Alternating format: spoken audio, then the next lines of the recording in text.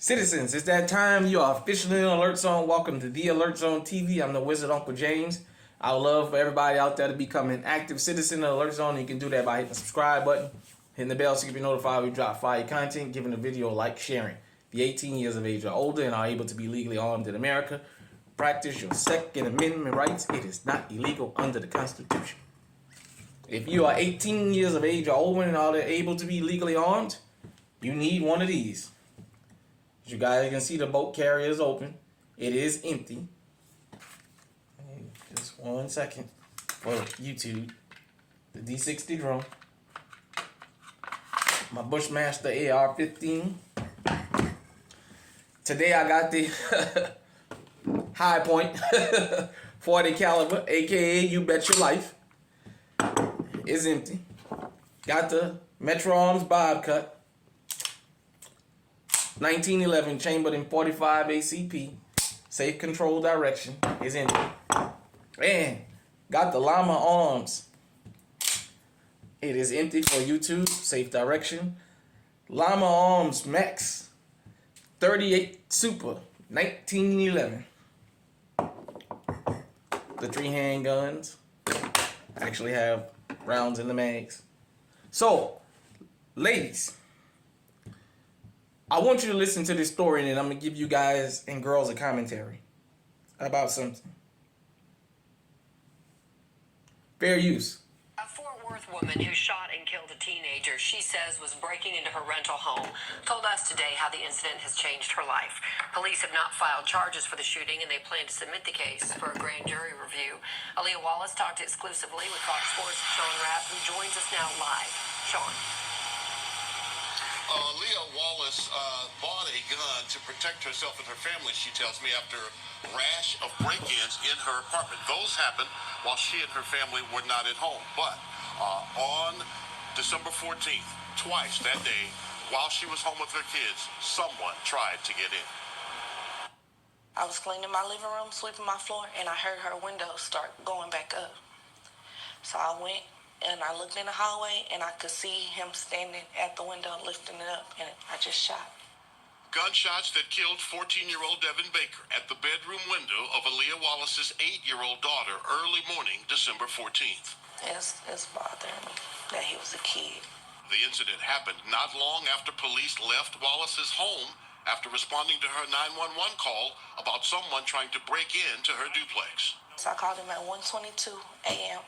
We talked for like 30 minutes. They did a report, took pictures of everything, and then they left. I believe there were reports that you had been burglarized or attempted burglaries before. Yes, I have like 3 or 4 police reports before this night. So what has happened since this incident? The apartment called and told me that I was not supposed to have a gun at all, even though I kept calling them and telling them somebody was breaking in. They told me I could not have a gun and that I have 30 days to vacate. And how does that make you feel? Feel like I'm back at square one. I've been there for 6 years, so now I don't know what to do. This case is going to the grand jury. It's a referral, as they call it, and they're going to let citizens decide. What do you want people to know about you, Aaliyah Wallace? That I was only protecting my kids. I have 4 daughters. It's just me and my 4 daughters that stay there. I just was protecting my daughters.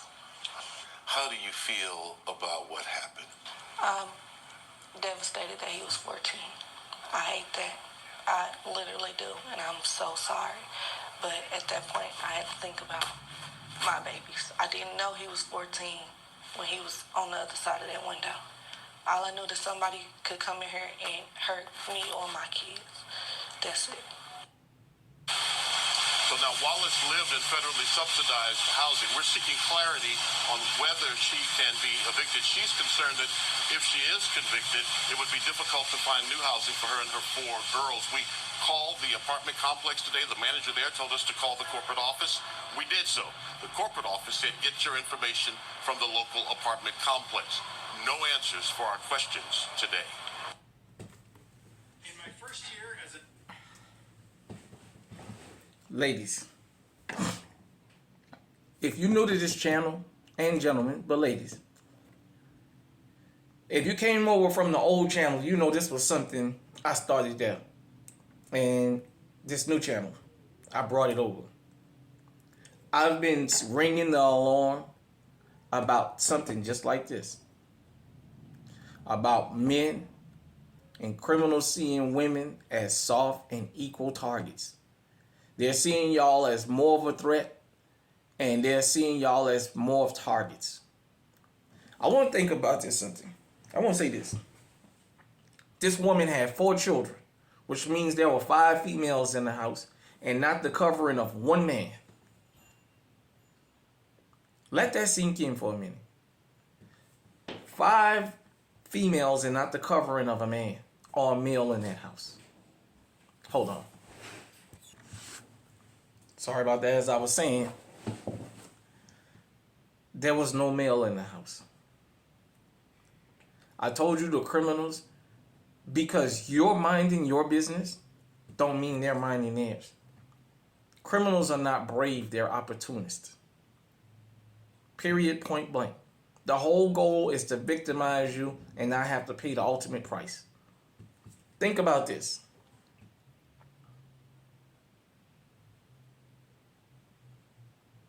She said she had 3 or 4 previous reports. And she had alerted the apartment complex, and they didn't take the steps to protect her. The police came at 1 o'clock in the morning and took reports. They was there for 30 minutes. And all while the police there, they were still watching that house. And then later on, this guy had the nerve to show backup. She defended herself and protected her children. And now she possibly gonna lose her place to live.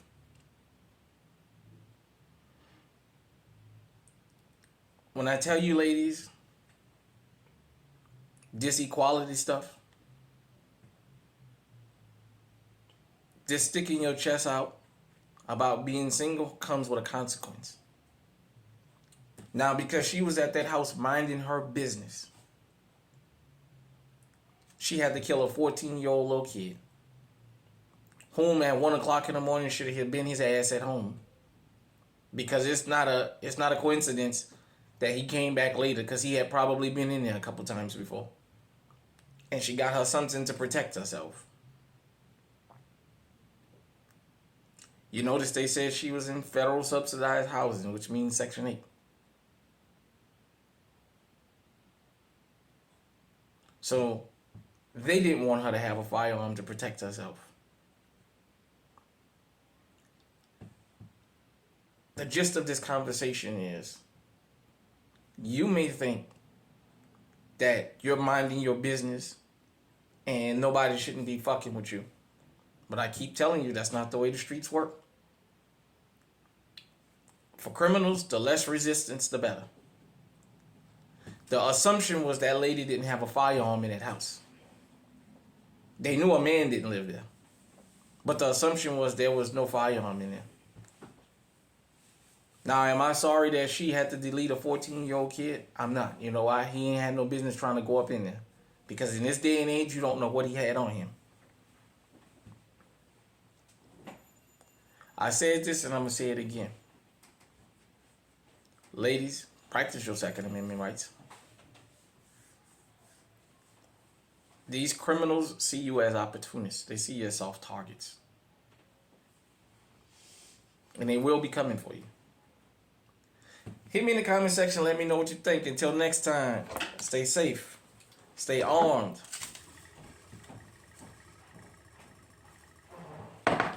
Stay on high alert.